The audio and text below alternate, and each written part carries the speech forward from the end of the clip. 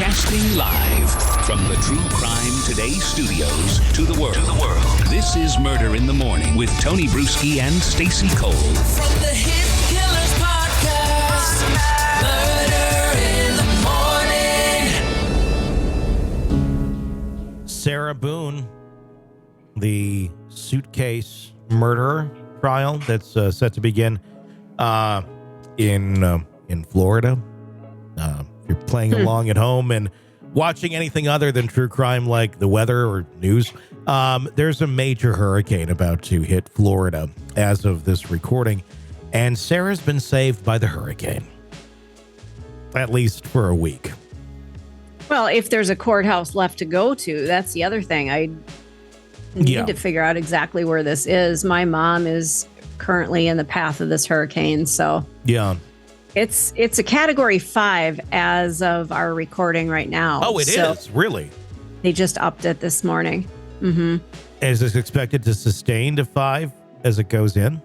From what I heard, yes. Oh, wow. Yeah, it's going to be big. So my question is there going to be a courtroom for them to have? Well, maybe they could do it outside. There you go. Floating on a boat, maybe? Yeah, those charges, and I'm not trying to make a joke here, but yeah, the charges are stemming from the 2020 death of boyfriend Jorge Torres Jr., who was discovered dead inside a suitcase in the couple's apartment. Prosecutors allege that Boone, who's 42, deliberately left Torres to suffocate after zipping him inside the luggage, which was found the morning of February 24th, 2020. Boone has asserted that Torres voluntarily climbed into the suitcase during a game of hide and seek after they had spent the evening drinking. However, evidence found on Boone's phone tells a very different story. In 2 videos recorded that night, Torres can be heard begging to be let out of the suitcase while Boone laughs and mocks him, ignoring his pleas. Authorities say Boone left Torres trapped and went to bed shortly after recording the videos, leaving him inside the suitcase until morning. The defense, led by James Owens, Boone's 9th attorney, intends to argue that Boone's actions were the result of battered spouse syndrome, citing a history of abuse between the couple. It was a toxic, tumultuous relationship with a record of domestic disturbances, Owens stated. Boone's defense will seek to highlight years of domestic abuse and arrests as contributing factors in her actions. Boone has been outspoken in her own defense, writing numerous letters to the presiding judge, Michael Kiernick, and even placing a personal advertisement out to find a new attorney.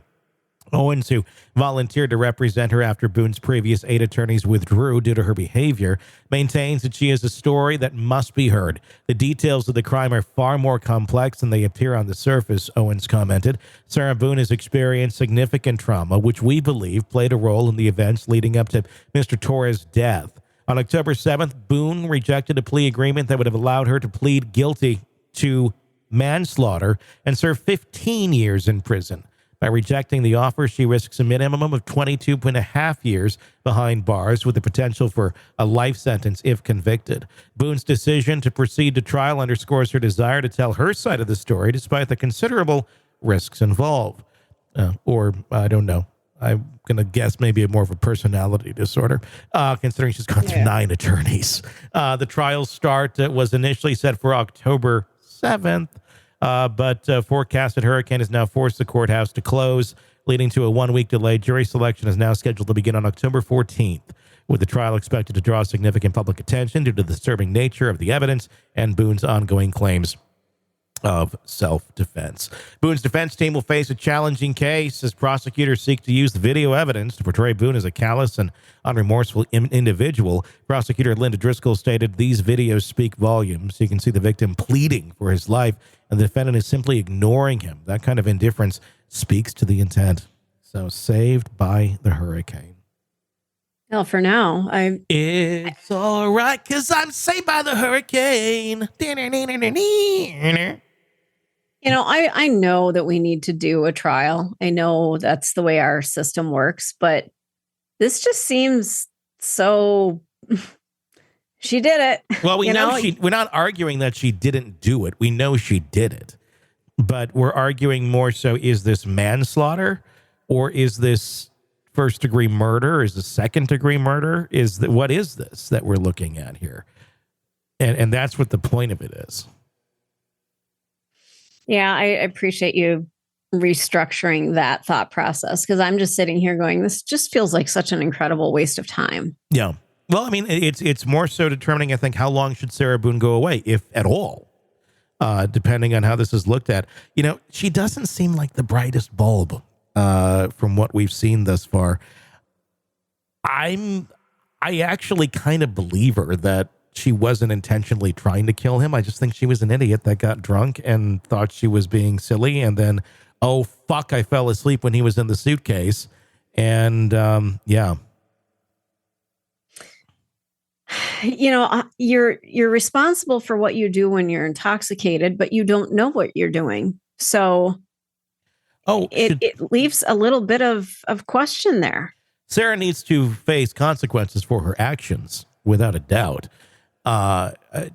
It can't just be a walk away thing of, oh my gosh, you know, this is a horrible accident. It was, but a person's life ended, and you did have an opportunity to stop that from happening. Absolutely. So yeah, I'm going to guess at the end of the day, she's probably going to get about 20 years. That sounds about right. You know, maybe she and Karen Reed can do some classes on excessive drinking. Karen would have to come down to Florida for that. We all know that's not true. On the cards right now.